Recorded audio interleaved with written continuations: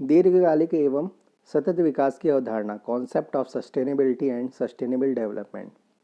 प्रश्न है, अधारणीय से धारणीय विकास पर विस्तृत निबंध लिखिए अथवा दीर्घकालीन स्थिर विकास से आप क्या समझते हैं, इस प्रकार के विकास की ओर अग्रसर होने की क्यों आवश्यकता है, इस पर आप उत्तर दीजिए। उत्तर देख लेते हैं। 1960 के दशक के अंत तक सामान्यतः ये माना जाता था कि पर्यावरणीय और वातावरणीय संरक्षण, इन्वायरमेंटल प्रोटेक्शन तथा विकास एक दूसरे के विलोम, अपोजिट हैं। दूसरे शब्दों में, वातावरण को क्षति पहुंचाए बिना विकास असंभव है। यदि विकास करना है तो वातावरण की गुणवत्ता के रूप में उसकी कीमत चुकानी होगी। परंतु अब यह अनुभव किया जाने लगा है, दोनों एक दूसरे के विलोम या विरोधी नहीं, वरन अनुगामी हैं। संयुक्त राष्ट्र संघीय पर्यावरण कार्यक्रम UNEP, United Nations Environment Programme के पूर्व महासचिव मुस्तफ़ा कमाल तोलवा का मत है कि वातावरण संरक्षण के बिना विकास नहीं हो सकता और विकास के बिना वातावरण संरक्षण नहीं हो सकता। धारणीय विकास या संद्रंत विकास ऐसा विकास है जो सामाजिक दृष्टि से वांछित, आर्थिक दृष्टि से संतोषप्रद एवं पारिस्थितिकी दृष्टि से स्वस्थ हो। संद्रंत विकास की अवधारणा वर्तमान के साथ साथ भविष्य को भी समेटती है। इसे धारणीय, ठोस, टिकाऊ या शाश्वत विकास भी कहते हैं।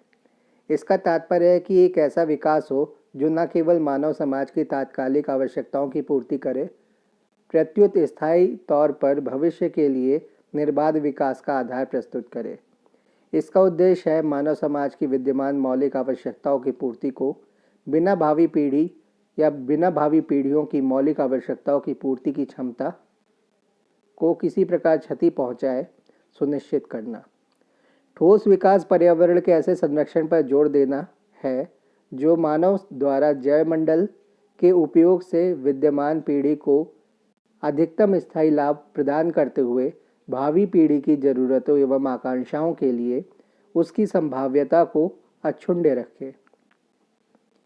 इसमें पारिस्थितिकी तंत्र के घटकों का परिरक्षण, प्रिजर्वेशन, रख रखाव, मेंटेनेंस, पुनर्स्थापन, रिस्टोरेशन, दीर्घावधिक एवं अनुकूलतम उपयोग, अभिवृद्धि, इंक्रीज आदि सम्मिलित हैं। संद्रंत विकास से मानव समाज की वर्तमान व भावी आवश्यकताओं की पूर्ति की जा सकती है। अस्थिर से असंतुलित या असंपोषित विकास के बजाय सुस्थिर विकास के बारे में पर्यावरण तथा विकास के विश्व आयोग ने अपने विचारक निम्न प्रकार स्पष्ट किए हैं। स्थायी विकास वह विकास है जो वर्तमान आवश्यकताओं की पूर्ति हेतु भविष्य की पीढ़ियों की आवश्यकताओं की पूर्ति के साथ समझौता नहीं करता है।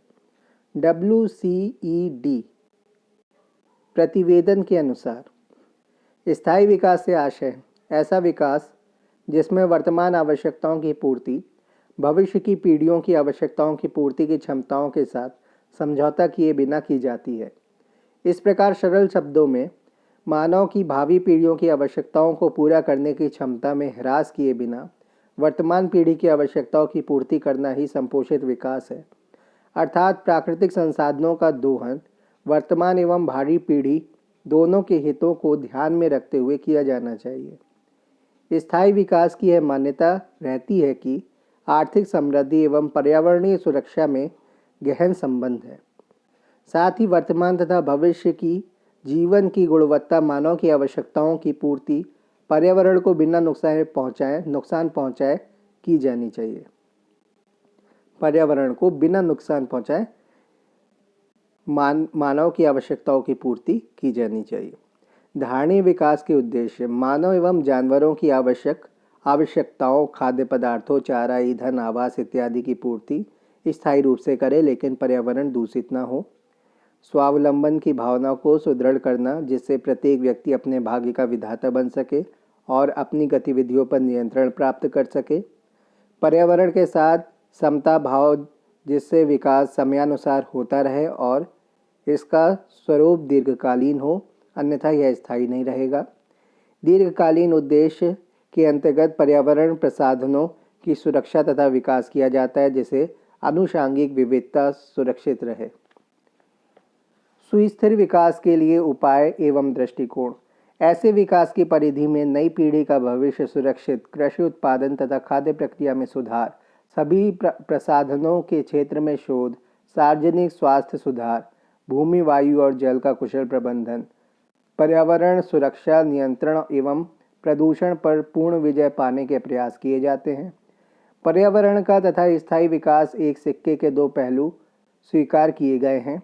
स्थायी विकास हेतु पर्यावरण का सुदृढ़ प्रबंध एक आवश्यकता है, न कि अवरोध। सुस्थिर विकास के लिए निम्न व्यूह रचना या दृष्टिकोण अपनाना चाहिए। प्राकृतिक संसाधनों की स्थिति का निर्धारण करना तथा उनके उपयोग एवं ह्रास के कारणों का आलोचनात्मक अध्ययन करना और इनकी वर्तमान प्रकृतियों का सही मूल्यांकन करना। प्राकृतिक संसाधनों के स्थायी प्रयोग में आने वाली बाधाओं, नियमों तथा संस्थागत व्यवस्था की कमियों इत्यादि का सही निर्णय या निर्धारण करना।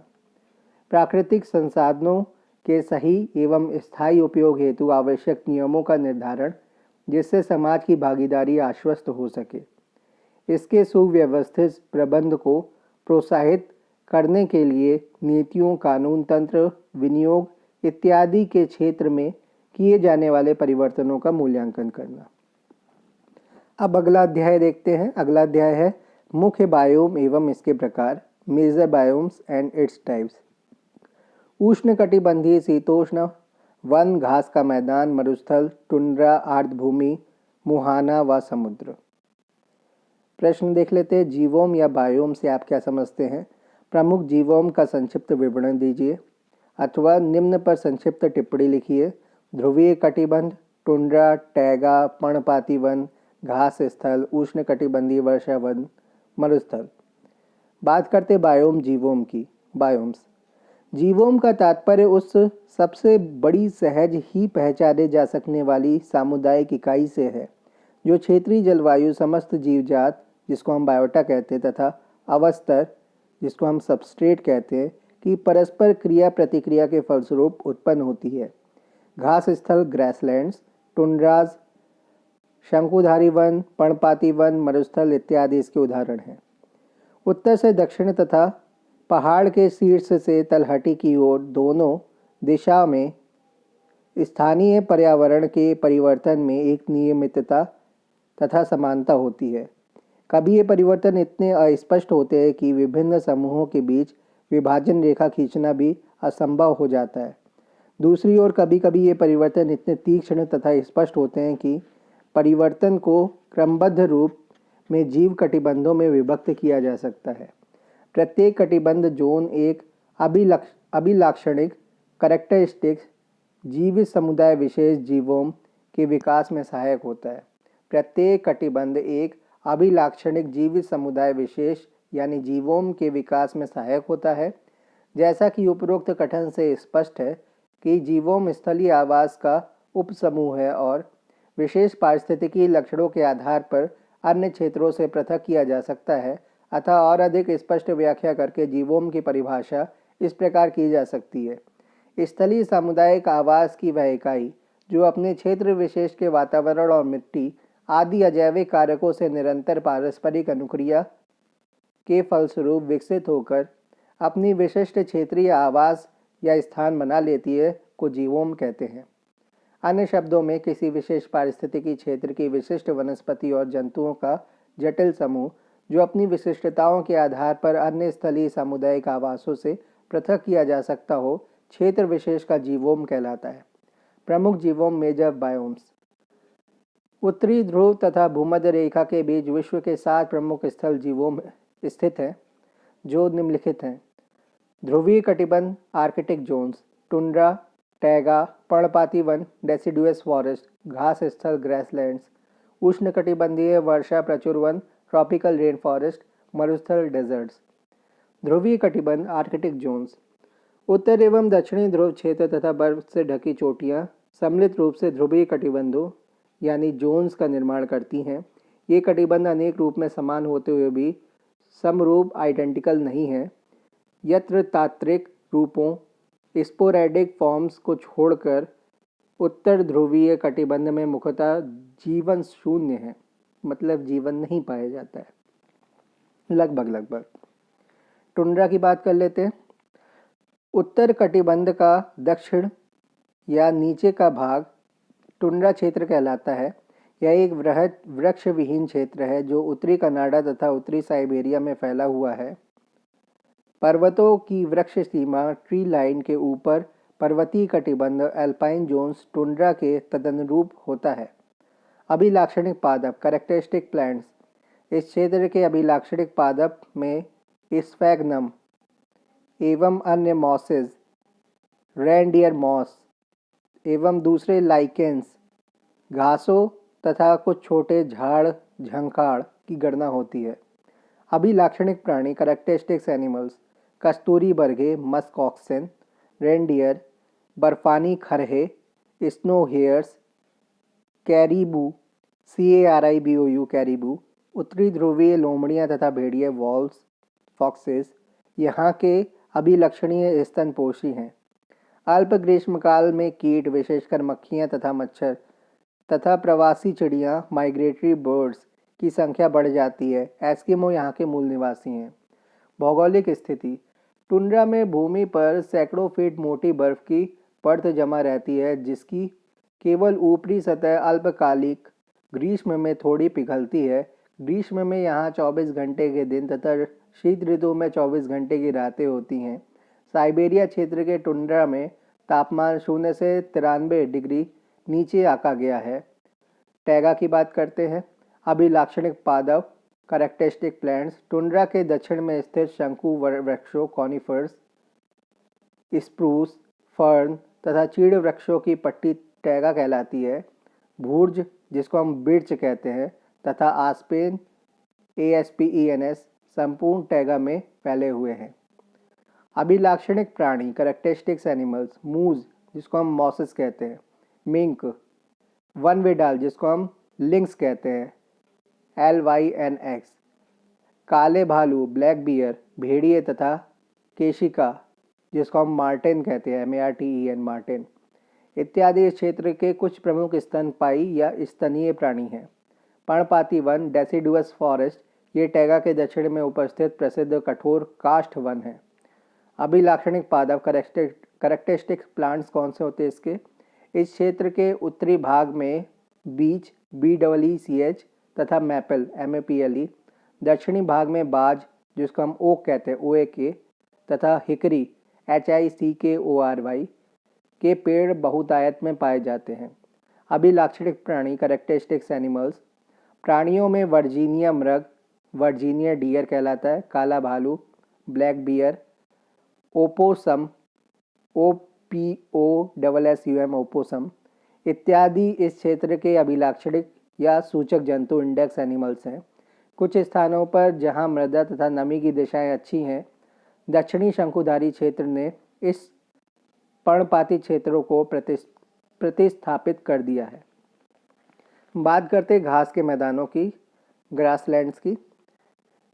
घास स्थलों को अनेक नामों से पुकारा जाता है जैसे कि प्रेरीज, स्टेपीज, वेल्ड तथा पैम्पास इत्यादि। संसार के अनेक स्थानों में घास स्थल सामान्यतः पर्णपाती कटिबंध के दक्षिण में पाए जाते हैं।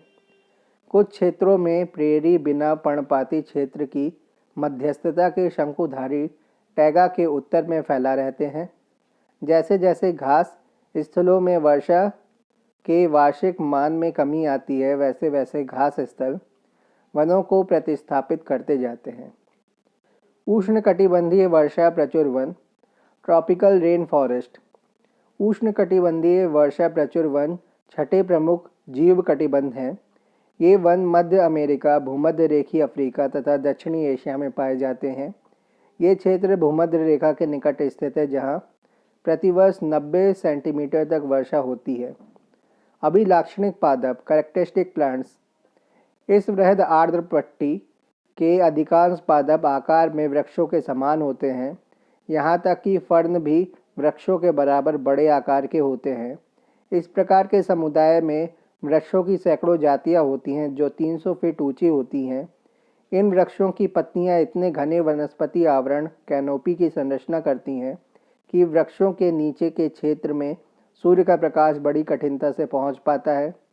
इस स्थिति में वन की भूमि पर सड़ते हुए वृक्षों तथा पत्तियों से उत्पन्न ह्यूमस में अनेक छोटी सतही पौधे पनपते हैं। अभिलाक्षणिक प्राणी कैरेक्टरिस्टिक एनिमल्स। पादप जीवन की बहुलता के इस वातावरण में विभिन्न प्रकार के प्राणी बहुत पाए जाते हैं। सर्प उभयचर प्राणी, एम्फीबियंस, पक्षी तथा स्तनधारी जीवों के साथ साथ कीट तथा अन्य अपृष्ठवंशी इनवर्टिब्रेट्स भी पाए जाते हैं। इन वनों के अधिकांश जीव वृक्षवासी आर्बोरियल होते हैं। इस प्रकार यह उष्णकटिबंधीय वर्षा प्रचुर वन पृथ्वी के अन्य स्थानों की तुलना में जीव समूह की सबसे अधिक विविधता तथा संख्या वाले वनों का प्रतिनिधित्व करते हैं। मरुस्थल डेजर्ट्स की बात करते हैं। पृथ्वी के उन क्षेत्रों में जहां वर्षा का वार्षिक मान 10 इंच से कम होता है, मरुस्थल पाए जाते हैं वहां पर। अभिलाक्षणिक पादप कौन से मरुस्थल के कैरेक्टरिस्टिक्स प्लांट्स? मोमी पत्तियों, वैक्सी लीव्स वाले कटीली झाड़ियां सभी मरुस्थलों पर अभिलाक्षणिक पौधे हैं। कैक्टस मरुस्थलों का प्रारूपिक टिपिकल पौधा है। अभिलाक्षणिक प्राणी कैरेक्टरिस्टिक्स एनिमल्स। प्राणियों में कंगारू चूहा, कंगारू रैट, रेटल सर्प, रेटल स्नेक, श्रृंगी भेग, हॉर्न टोड इत्यादि, श्रृंगी भेग को ही हॉर्न टोड कहते हैं, इत्यादि प्रमुख हैं। इस प्रकार मरुस्थलों में प्राणी जीवन बहुत विरल होता है। धन्यवाद।